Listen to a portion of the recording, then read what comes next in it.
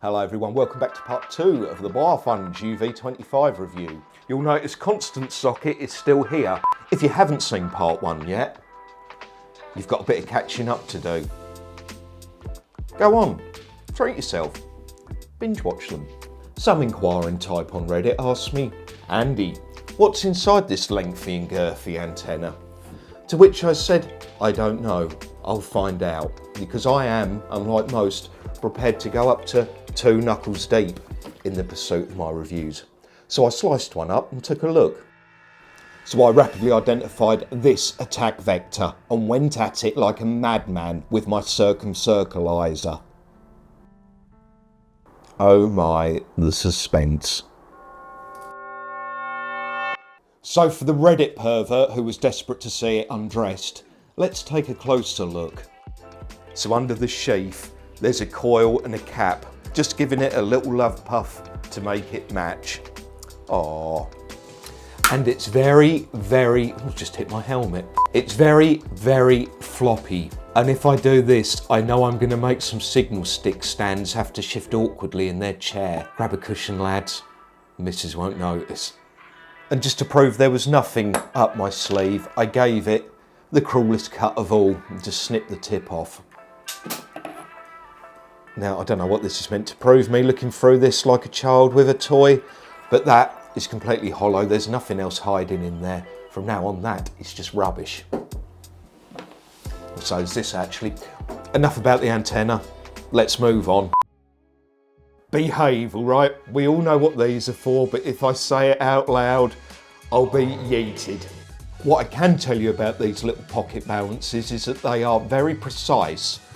Without making this video incredibly tedious, you'll just have to believe me. I do know a thing or two about calibrating balances, so much that I'm the sort of guy that just happens to have Class F1 test weights laying around. It doesn't get any more precise than that. Get on those scales, fatty. Without the antenna, it weighs in at about 583 grams. And that's about 20.5 Minnesotan mass units. I'll speed this up so I don't waste any more of your time, but I did need a good idea of what this weighs with the antenna attached. That's fascinating, Andy, but why are you telling me this? I hear you all cry. Let me explain.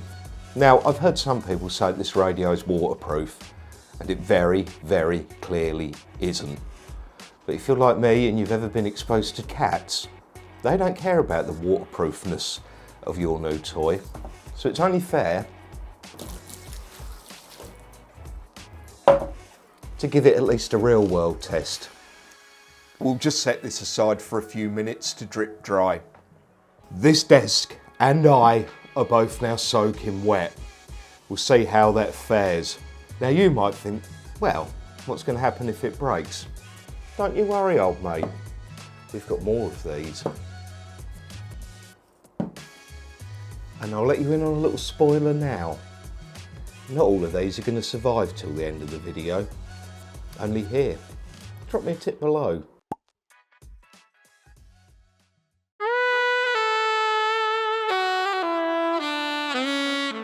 We do have something to talk about before we really get into business though, and that's the elephant in the room, as it were, or the helmet on the desk. In the last video, I opened it with what I thought was a really, really funny 90-second thing, to which you all said, and yeah, we're 3 minutes in now, to which you all said, go fuck yourself, Andy, and that cost me about 2,000 views. So, I'm the helmet, I'm new to this, all right, I'm learning. I do appreciate all your feedback, but just for today, I come to you prostrate as the web helmet. We'll be seeing this again because whilst I'm the helmet today, you might be the helmet tomorrow. Be careful what you put in the comments, eh?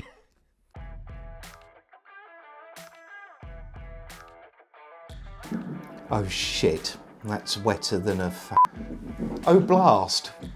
This is very wet inside.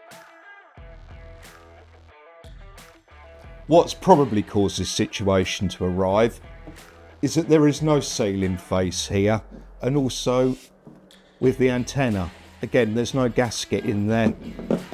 and there's nothing on the battery. This radio is in no way waterproofed.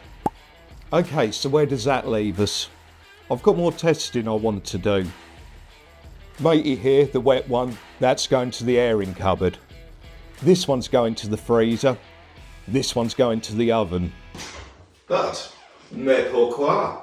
Because these, I think they are aiming quite plainly at the shit hit the fan brigade. And if you leave these in the boot or the trunk of your car and you live in a bit of the world where it gets warm or cold or damp, are these actually any use? Are we going to kill the batteries? Are the radios going to survive? Fall out and do your duty, gentlemen.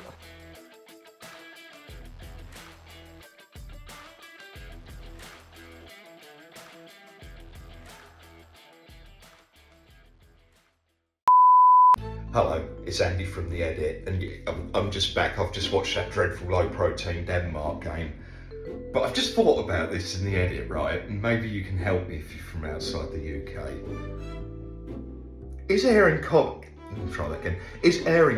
a weird Brit bomb thing? Because I don't think I've ever heard anyone outside the UK talk about an airing cupboard. I know they don't often come up in conversation, but you have a like thing that where your hot water, let's just try and do it like this, where your hot water is and your clothes and sort of dry and whatever.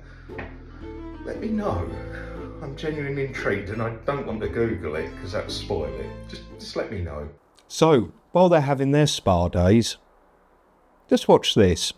It's 2024 and election favours in the air absolutely everywhere, so I'm asking for your vote for the Pink Helmet Party. Here at the Pink Helmet Party, we say no to fuckerants. We say no to free items. We say no to discounted items. And number 3, the most important one, we say no to, I've been lent this by someone and I've been allowed to say whatever I want about it. We say no to that fuckerance. Everything that's bought here anonymously by a normal retail channel at retail price. Here at the Pink Helmet Party, we own everything that we review, which means that we can call it a load of shit or call the vendor a fuck puffin if we want. We're at liberty to do so. Here at the Pink Helmet Party, we promise to be honest with you. Like this horror show that's coming up in a few weeks. And our third solemn vow to you is that we will never, ever subject you to a live stream. If this hot and heavy political discussion is making your bits tingle, you can show support for the Pink Helmet Party today by just clicking the subscribe button. And I promise I'll only ever ask you this once, right? I hate having to do this. I've had to dress it up in this nonsense. Cheers, thanks, bye. I'd be flattered if you click the bell, but don't feel you have to. There's enough white noise in the world as it is, and I'm not quite that needy. I'm just going to give you a very quick tour of the interface. This has a colour screen, which I suspect looking at it is the old Nokia 1.44-inch display, possibly, that's been repurposed, because I know there's a lot of remaindered ones of those sitting around in warehouses to switch between the bands. I'm just going to fade the sexy man out. I'll level with you. That kind of handsy video and instruction, it's not my sort of thing. I'm sorry, guys. I'll see if I can find a video below and link it for someone who's covered that stuff better than I ever could. I'm just not the right sausage in the box for that sort of thing. But what I have got the stones for is just to smash one very, very hard with a hammer. I know I said Big Jim was going to be in this. This has gone on long enough. No pink helmet promise. I think it's very self-congratulatory for me to assume that you want to listen to this British lid talking for more than about 15 minutes. So no pink helmet promise. No videos longer than 15 minutes from here on in. Guarantee. Right, the one that got twatted with a hammer. Fucked. Cold Boy continued to work well frozen and defrosted. That's a pass for Cold Boy. Wet Boy's put on a bit of weight and yep, he's fucked. Although I will give him a bit more time to dry out and report back. And finally, what about Hot Boy? Well, it's cooled down a bit now. Hot Boy is absolutely fine. He has survived. If you do think one of these is the missing piece in your life and you'll feel better if you buy one, do me a favour, because this review has cost me about $200 so far. Buy it from the link below. It's the cheapest one I found on AliExpress and it will give me 7%. But you really need to consider, do you actually want one? So where does that leave us? Let's be realistic. This is not a rugged radio. What this is another cheap Baofeng that's been slung in a big plastic case, which isn't actually that strong, with a 18650 lithium battery pack, and they can't even get any consistency in that. So if you're the outdoorsy sort and the bug out type and you're actually looking for a strong, powerful radio, no, this is not the answer. Who I would suggest this may be for, and it's not a market I know well, the sort of people who like paintballing and airsoft, where you want something that looks vaguely militaristic, but also it's not actually going to see any real action. And if you're watching this, you're the guys who generally don't have radio licenses. I'm about to take cover, because I'm going to say something that's going to get me thrown out of the radio magic circle. Stand by. Oh, hi there. I thought I'd better put the hat on and take cover because what I'm about to say, it might bring them out.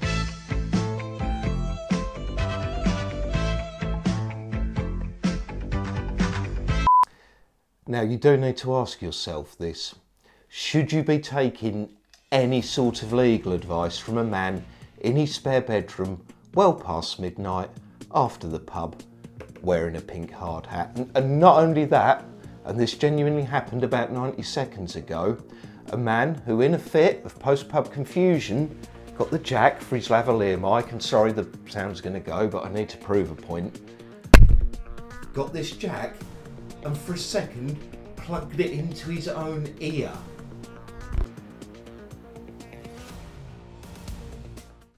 Would you take legal advice from that man? You've decided you're going to be a filthy, dirty criminal and commit crimes. You criminal bastard. Let's imagine you live in a place in the world where your lawful radio authority, or God, or to those with call sign Tourette's, they are often one and the same, have carved out a tiny sliver, just literally half a bee's dick hole, in the UHF spectrum that they allow for people to use unlicensed with approved equipment. If you wanted to break the law, you could use a radio like this programmed to those frequencies. One example of those frequencies may be PMR 446 here in Europe, or I think it's FRS over in North America. I can't keep up, you have about 15 different ones, but just for now, let's imagine you're in Europe and you did program this radio onto PMR 446 like a big criminal bastard. This radio is not type approved. It does not have the proper sticker on the back, the antenna is removable, and it's far too powerful. But let's say you did program on and transmit only on those frequencies. Low power mind, not the full 10 watts because there's a helmet with your name on it. And you were the best radio neighbour ever. You didn't say fuck, you didn't discuss anything that came out of your body, didn't trample over anybody else. You checked the frequencies were clear before you used them. And if you were causing any sort of distress or alarm to anyone using licensed equipment, you would fuck off. As previously explained, I am not here to give you any sort of legal counsel whatsoever. I doubt you would find yourself on Burnside's radar. I'd like to keep it that way. And when you consider all the truly evil and wicked acts that take place in this world every day, and most of them go unpunished, perhaps the band police need to wind their necks in a bit. Enough said, let's move on. Okay everybody, I think that will do for today. Now just a quick point, I am genuinely flattered by all the lovely comments that I've had, and to all the new subscribers, including Nielsen, Figueroa, Silver Bunny, Sherman, Friends, Fretless Fender, Keenan, Alette, 812, Frigate, A Logan, Big Duke 6, and many others. Thanks so much, I truly am honoured. Anyway, that's enough for today, more on Wednesday.